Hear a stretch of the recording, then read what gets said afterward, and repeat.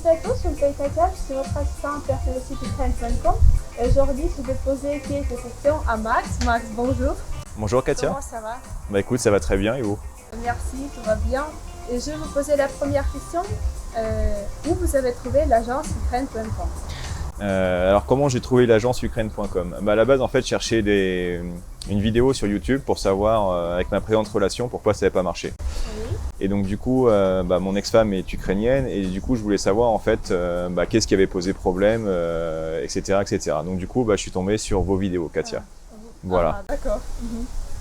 Mais comment vous avez compris que c'est une agence qui est vraie, une agence nette et pas beaucoup d'arnaques?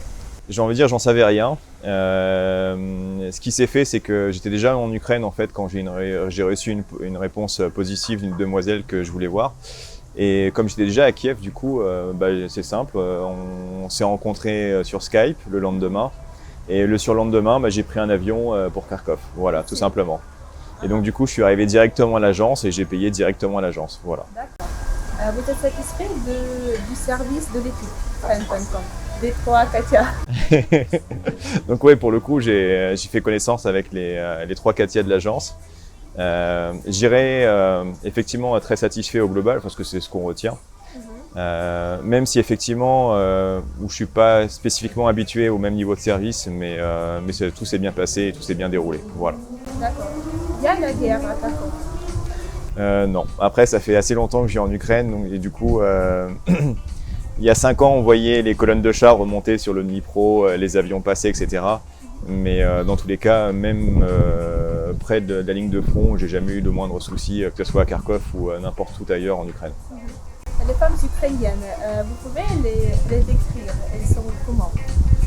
On va comparer par rapport aux femmes. Par exemple. Mais déjà, vous avez une petite expérience, même à Kharkov. Vous pouvez comparer? Je dirais que les femmes ukrainiennes sont davantage plus grandes que les femmes françaises.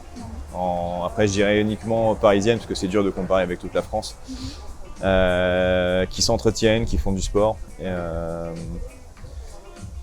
qui sont effectivement très jolies et qui prennent soin de leur apparence. Voudriez vous vivre en Ukraine? À la base, en fait, je suis venu dans cette démarche-là. C'était pas pour rencontrer une femme ukrainienne et la faire venir en France, parce que je trouvais que c'était pas vraiment très intéressant pour elle, d'une parce que ça l'oblige à quitter toute sa famille, etc. Et moi, j'étais vraiment dans l'optique de vivre en Ukraine. Et donc, du coup, c'est dans ce cadre-là où je suis venu. Vous pouvez dire que les femmes ukrainiennes, elles sont profiteuses, elles veulent trouver un Français juste pour avoir des documents? J'ai envie de dire, c'est pas plus qu'en France. Enfin, à mon niveau à moi, pas plus qu'en France. Dans tous les cas où moi, ce que je peux regarder sur les femmes que j'ai pu rencontrer en Ukraine, je dirais il y a de tout. Que ce soit pareil qu'à Paris ou dans n'importe quel autre pays du monde.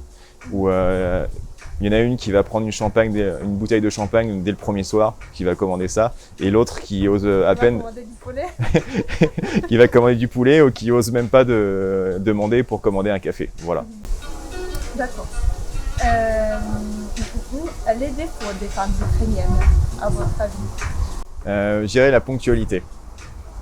Ouais, d'accord, merci. Mais bon, après, ça, je pense que c'est plus les femmes en général et ça dépend.